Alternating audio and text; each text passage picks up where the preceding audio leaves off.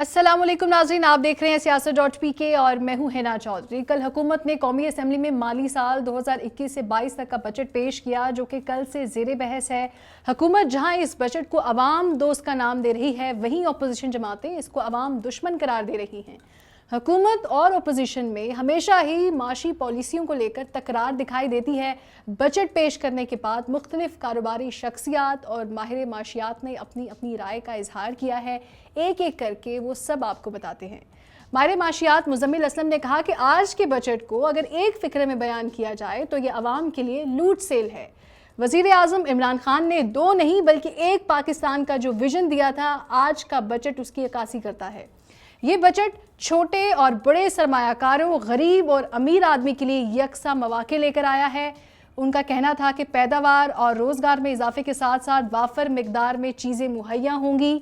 Tax के हवाले से उनका क्या कहना था, आइए आपको पहले वो सुनवाते हैं। अगर कोई मुझे कहे कि एक अल्फाज में इस बजट को एक्सप्लेन कर दो, तो ये बजट जो है लूट सेल थी। माशी तज्जियाकार साकिब शिरानी का कहना है कि बजट में 600 अरब की सब्सिडीज हैं। आटा, चीनी और घी में भी सब्सिडीज देने की बात की गई है। एहसास प्रोग्राम के लिए भी पैसे रखे गए हैं। ये बजट के अच्छे पहलू हैं। ये भी कहा कि पिछले 8-10 सालों में ये पहला साल है जब पब्लिक डेब्ट में इजाफा सिर्फ 2.5% है।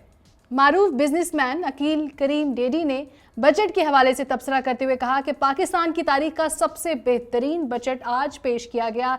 इससे अच्छा बजट कभी पेश नहीं हुआ।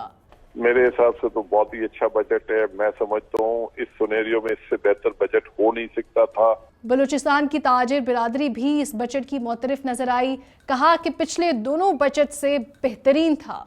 वहीं कुछ का कहना था कि बलूचिस्तान के लिए ज्यादा पैकेज मुकर्रर करने चाहिए थे। एंकर कामरान खान ने बजट पर तबसरा करते हुए अपने ट्विटर पैगाम में लिखा कि इमरान खान शौकत तरीन बजट मईशत कारोबार में बरकी रूह दौड़ा देगा। इंतहाई गरीब के घर तक कैश मदद पहुंचाने वाले एहसास प्रोग्राम में 100 अरब रुपए मजीद इजाफा, मजदूर की कम से कम उजरत में 20%, सरकारी मुलाजमीन तनख्वाहों में 10% इजाफा बेहतरीन इकदाम है। बजट पेश करने के बाद एक न्यूज़ कॉन्फ्रेंस से खिताब करते हुए Sarhad chamber of commerce and industry के सदर शेरबाज बलोर ने कहा कि हुकूमत ने एक ऐसा बजट पेश किया है जिससे कारोबार और सनती तरक्की को फ़रोग मिल सकेगा और मुल्क में रोज़गार के मौके भी पैदा हो सकेंगे। उन्होंने विफाक के ज़ेर इंतज़ाम कबायली इलाकों और सूबाई इंतज़ामी कबायली इलाकों से फेडरल एक्साइज ड्यूटी के खात्मे का खैर मकदम किया। पाकिस्तान टुडे की एक रिपोर्ट के मुताबिक हुकूमत पाकिस्तान स्टॉक मार्केट में बेहतरी के साथ साथ सरमायाकारी की हौसला अफजाई करना चाहती है। ये हकीकत है कि हुकूमत ने फाइलर्स के लिए कैपिटल गेन्स टैक्स में 2.5% कमी का फैसला किया है, जिससे उसे 15% से कम करके 12.5% कर दिया गया है। हुकूमत ने मार्जिन फाइनेंसिंग लेन देन में हासिल होने वाले मजमूई आमदनी पर विद होल्डिंग टैक्स को भी ख़त्म कर दिया है। इन फैसलों के नतीजे में ये इम्कान ज़रूर है कि गैर मुल्की सरमायाकारी में मुमकिना तौर पर इजाफा देखा जाएगा। इसके अलावा PSX में तिजारत की शरह में इजाफा होगा। इसके अलावा ये भी कि रोशन डिजिटल अकाउंट होल्डर्स को भी टैक्स छूट और मुराद दी गई हैं।